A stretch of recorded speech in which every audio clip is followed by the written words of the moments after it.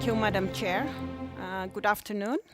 It's really a pleasure and honor to be here today with you, and also to come back to Iceland, where I really learned my ABCD of geothermal many years ago. And I will take you now to another continent, to East Africa. And for the last 2-3 days, you have heard how the East African geothermal resource brought a lot of interest for both financiers and private developers, and also for the people from Africa in order to use this clean energy and also reliable and affordable energy resource, which is a gift from God, where the Mother Earth really gave us to really use this energy resource. So I will just briefly talk about the key issues why Africa this renewable energy, and the opportunities for this development, and the strategies to really develop this energy resource, and particularly what kind of policies and incentives we have really to bring the private developers for this development. So the key issues, all of us, we know that there is significant economic growth in Africa. And now the next 20 years that everybody will see that Africa really have extensive benefits from global developments that really entails a very high energy development for this energy or economic growth. So for Africa, there is a lot of opportunities for this economic growth, but a lot of demands of energy to really fast track this development. So based on that, the African Union Development Agenda 2063 have come up to a theme saying that a prosperous Africa based on inclusive growth and sustainable development. We all agree that there is no sustainable development without sustainable energy. So these are the most important things what we should keep on, and when we use and focus on using the renewable energy.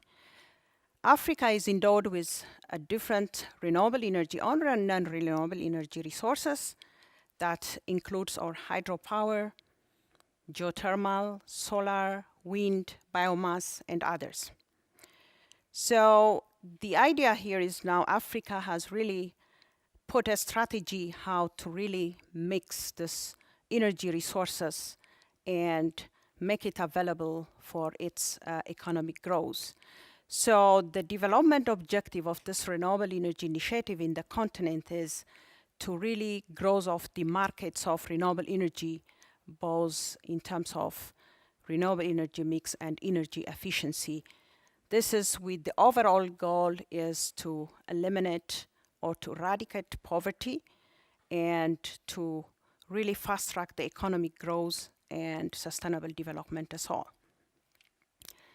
When we say opportunities, I think sometimes challenges are opportunities even for Africa, because the demand of this energy for this economic growth is an opportunity. So, but there are a number of opportunities, the existence of renewable energy resources, and governments are really working now, looking at their policies and incentives, how to really attract private investments and developers, because finance is the main bottleneck and the main issue to go back to develop any kind of renewable energy resources. But there are a lot of opportunities now, such as the climate-related financing, emerging financiers, and also the various global, continental, regional energy programs and projects. We have heard now even the last 2-3 days, a lot of finance are there, but the African governments are ready, have the available venue and possibilities and strategies to use these opportunities. These are the main issues that we should look at. So the opportunities of this, now the Africa is really trying to respond to these opportunities, like the sustainable energy for all, by creating the African hub in the African Development Bank, and also to really advance its national and regional and continental goals. And this development of renewable energy resource, in particular now talking about addressing the prevailing energy poverty in Africa, including geothermal resource, it makes a major contribution to the Sustainable Development Goals and the 10-year work plan of the AU Development Agenda. Now, Africa, as having geothermal compared to other renewable energy resources, it's endowed with huge energy resource. Actually, we sometimes compare the East Africa Rift System with the Iceland, also the mid-oceanic ridge. The difference we have is we deal with continental crust, but we have the oceanic crust. But the rifting and the availability and all the process of having this geothermal resource are more or less similar. So as you see, we have this African rift, which extends from Red Sea down to Mozambique, is a peculiar feature where you see the heat of the earth comes to the surface in terms of different kinds of hot springs, fumaroles, and steaming grounds, and which really entails also indicates the presence of a huge geothermal energy resource for power generation, which is estimated to be greater than 20,000 megawatt. Nowadays, we can see that even from one field in Olkaria, we can see that thousands of megawatt are developing. Maybe we may have even more due to the enhanced technology that we are talking about, that we deal, that will get a lot of resources. But currently, we are dealing not the enhanced geothermal systems, but we are focusing on the hydrothermal systems that we are able to use to this energy for the sustainable development. So having this huge energy geothermal resource that still we are really suffering from power shortage, and this strong growth in electricity demand, now countries and decision makers are really keen to diversify their energy resource and use their geothermal, even those countries with huge hydro resources like Ethiopia, Zambia, DRC, and others, because hydro even proven unreliable as a baseload source due to this climatic fluctuation, which we all share the current problem we have in our planet. So the need to mitigate the greenhouse gas emissions as a nature of geothermal and the volatile price of this petroleum fuels up and down, these really the East African region are very much committed now to develop their geothermal energy resource. That's why we see particularly in the last 1 decade. So we have different countries, about 13 countries are really focused on this development, but Kenya is now leading, followed by Ethiopia. And others are also in 50s started even installing their very small power plant for generation of some energy. So as a whole in Africa, if you see, some countries are really endowed with various energy resources, hydro, geothermal, and others. Like Djibouti and Eritrea, they 100% rely on petroleum fuels while they are having this huge precious heat and suffering from this power shortage. The Kenya now, which we see that leading most of the energy development, particularly geothermal, almost exhausting, they exhaust the hydro but focused on geothermal. Others like Zambia, Ethiopia, Uganda, DRC are really trying to really use geothermal as a base load for using other renewable energy resources. So if you see the status where we are, now all the countries, we have now only Kenya and others are really at a stage of inventory of their hot springs and maybe at a stage of the surface exploration, even not yet started deep drilling, except Djibouti and Ethiopia. And you have heard about Rwanda that they have started doing it with very unsuccessful results. So these are the kind where we are, but still now we want to go ahead and just develop briefly. If you see in Africa as a whole for the coming 15 years, the strategy, most of the work that you can see that the pre-feasibility work will be done in early 5 years, about 62%, and the development is about 30%, which will come by 2030. I think we all agree that there is the main reason that it doesn't mean that the countries are very much interested to develop, but the bottleneck is the upfront cost and availability of finances and the problems and the lack of clear and coherent policies to attract private developers, and also the lack of adequate capacity even in the countries, not only doing the resource exploration, but also to really manage and negotiate with the private developers and finances to make use of this energy resource. So if you see the scenario for development, this is today we have about 620 or 650 megawatt, but countries have a desire to reach at 2030 about 10 gigawatt. This is based on the research what the UNEP through ARGeo program has really tried to see the projection of development in line with the assessment of the needs of skills and others. So you can see that about 60% of them will come from Kenya, but now the Ethiopian also are really very keen in developing their strategy and laws in order to really enhance their development. So if you briefly see the Africa journey for the last 50 years, you can see that in 1980, both Ethiopia and Kenya, they were starting exploring. Actually, they started in 1969 or 60s. But after that, the first generation with 3 units, it just happened in 1980s in Olkaria, with the 45 megawatt. Just going one by one, in 1990s to 2000, the Ethiopians having the geothermal pilot power plant in 80s, and also the Olkaria, they just expanded to Olkaria 2 and 3, and also inviting the first IPP, the independent power producer of Ormat, and reached to the 105 megawatt, and just following then to in 2010 to 2017. And you can see that the leapfrog now in terms of the last 5 years, the government of Kenya through the Kenyan Generating Power Company, they were able really to develop currently a 650 megawatt. Some of them through Kengen, some of them with the independent power producer. And as a whole, as I showed you now, the whole Rift Valley, they wanted to reach by 2030 10 gigawatt. Now what we should really see that what had happened for the last 5 years, how did they manage, from which resource, what facilities, what incentives, and how do we achieve now to the 10 gigawatt in terms of the coming 15 years.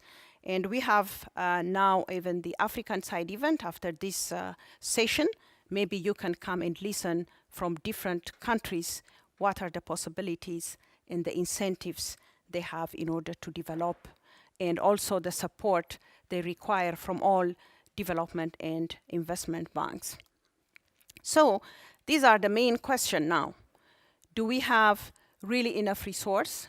Do we have the capacity in terms of human resource and equipment?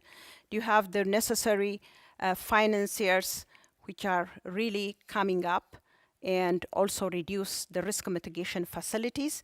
These are the main issues. I don't want to go through all challenges. We have heard all. What are the main problems in Africa? Apart from the upfront costs, we have also the challenges inadequate skilled manpower, but the inadequate also policies, the clear and coherent policies that is really required. So the strategy now to fast track this geothermal development is by benchmarking with others, and also learning from best practices are mostly the resource, the government, the policy and laws, and the participation of private sector and the technology, what we have been talking are the main issues that we should consider. In terms of resource, what we should look at is, First, governments have to really see the comparisons with other resources. What are the least cost options in that country? These are the main issues. This is, I just borrowed from the Geothermal Development Company or from Kenya, where they were able to really see what are the least cost options, where geothermal found to be a least cost option in terms of the government of Kenya. The other we need is the commitment and keenness of government really to develop this geothermal resource. That is a very key point. First, the ownership. In order to put the geothermal development in the National Power Development Master Plan, to prioritize it and just to put it as energy mix with other renewable energy sources, wind, solar, hydro, and others. And the most important thing also is to upscale the national investment. Government should not really sit and wait for private developers to come. They have to really see different sources in terms of bilateral, multilateral, and others, and also use different kinds of possibilities to upscale the national investment, and also to unbundle the geothermal industry.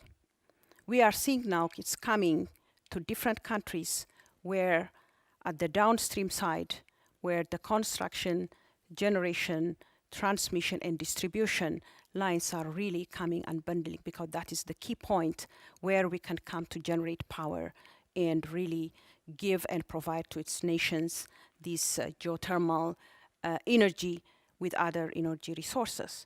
The favorable institutions, we cannot really develop resources without having the right institutional mechanism, the regulatory framework. These are the main issues.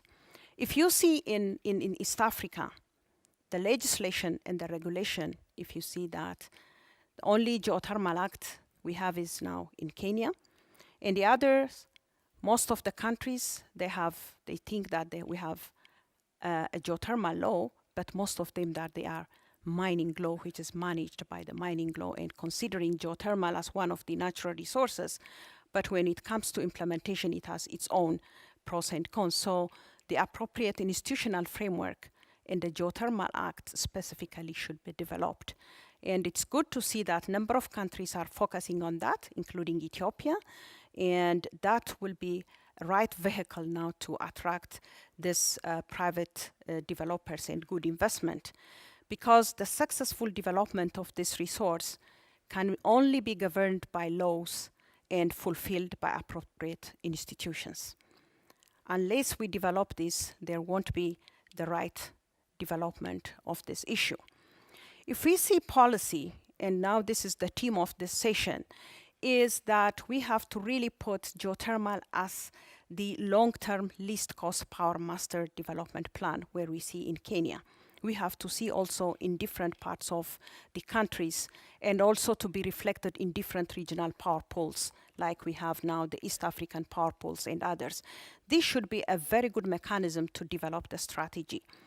The legislation in terms of geothermal, it has a peculiar feature because the system of law by which geothermal energy production and use, the direct use, it can be governed by one of the following laws.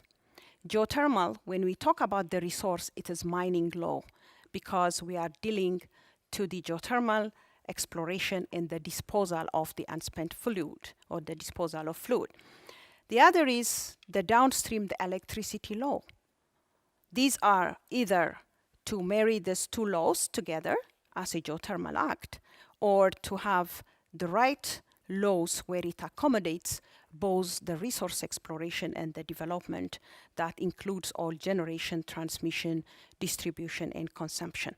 And we need also the regulation, because to ensure our economic efficiency, fair allocation of the accruing benefits, health, and environmental protection. So the policy, legislation, and environment and regulation are very important. So the governments that have to look now, marrying two complementary interests. The interest which comes from the government, and the interest comes from the private sector.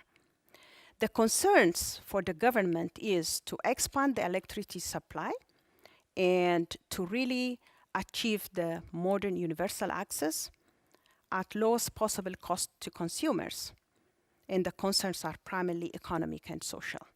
When it comes to the private sector, it's mostly allocate investment resources, but to the most secure and profitable economic activities. The concerns are here primarily financial and with social offshoots aspects which overlap the socio-economic agenda. Now, the basic agenda is now to really put two complementary interests, and the East Africa at this stage can really move on and just go ahead with different stages of development with power generation in direct uses. The other is the effective planning that we really need. And the tactical level of planning is the prioritization ranking. And the strategic level planning is how the government can go and at what level the government can bring the private sectors. These are the basic issues that we should look at. At what stage? Sometimes, people say that there is one model, there's two models, and three models.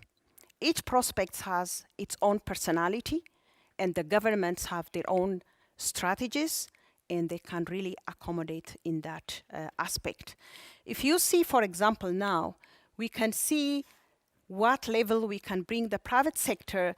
You can see that this is one of the model we saw in Menengai, where the government takes full responsibility from exploration down to development, actually to drilling, and sells steam and put the IPP, and government manages the steam selling. That has its own issue where I think we can discuss maybe later also. We have the full concession, which is a very good example in Korbeti, where the Reykjavik geothermal really takes the risk at its own shoulder and just come from detail down to the generation. So these are the really the strategic level where the governments and the private sector can negotiate, because it has its own issue of the power purchase agreement, where the governments can really put some of the initial studies and work with either PPP or PPP. So these are the kind of issues that we should look at, and it's really now in operation where we can learn from it and also use it in a better way in the future. The technology is very crucial. This morning we have heard from here, and the finance and viability, where the wellhead generation is one of the options for reducing the project lead time. That is what we heard, particularly in Africa. Whenever we get productive wells, I think it's better to really use and produce revenue at early stage and also understand the reservoir conditions and others. The other strategy is, the regional, adopting an integrated regional approach is also one of the good issues that we can really learn at. Because there are, in Africa, in East Africa, one of the opportunities is now we have different support programs. The African Union German Development Bank, the Geothermal Risk Mitigation Facility, most of you know, and most of the private developers now are really in agreement with African Union to use the 40% grant, a partial grant, free money, just to really use and mitigate the risk associated with resource exploration. The others, the ICIDA program, the UNEP ARGeo program, and the BGR and others are really playing a role at early stage of exploration by giving grants and help the government to identify the resource and catalyze investments to really attract private developers. These are the different risk mitigation mechanism in order really to fast track this development. So this regional approach can really help to synergy and also to really close learning, training opportunities, and the economies of scale is also a very important issue that we should look at. So briefly, I think my colleague from IRENA was telling us the awareness creation and policy is very important. That's where, some of the things that what the program that I lead in UNEP, we create really awareness for developing this policy. And the country's ownership to lead is very important. This is the kind of activities that the program through UNEP, we are doing in collaboration with the Icelandic International Development, and also producing a number of project pipelines. This is particularly to reduce the risk and to attract private investment. You can see that the UNEP ARGeo program has developed about 4 or 5 project pipelines which can be used to catalyze investment, where the resources identified in the target sites are really located and are open for drilling and other issues. The information database is also very important, and the regional cooperation and other things are also very important. The sustainable issue that we can use in East Africa is now the capacity building, where we have the Center of Excellence. Now, just to summarize here, you can see that now the bottleneck we have in East Africa is where we have the main drilling activity and unable to really get the wells. That is the most difficult issue, where we need the technology, finance, and the involvement of also the private sectors. If you see here, these are the initial support programs like the UNEP ARGeo and others, where we really help the public entity to attract the private sectors and also to be able to use the African Union Risk Mitigation Facility and others. But none of the private sectors will come unless we have a clear and coherent policy and regulation framework. That is where we have to really work. And also the PPA and the transaction advice now, what the US Power Africa is really trying to help. So a lot of synergy and coordination is required in order to really develop all this. So all in all, the right policy and framework, and also the possibility of the capacity for the government and also for the whole region in regional cooperation are very much crucial for the fast track of this geothermal development in the region. And finally, I would like to invite you all on behalf of the government of Ethiopia to the 6th African Geothermal Conference that will be held in November 2016. And you will be invited, and also maybe you have got all the invitation. Thank you very much.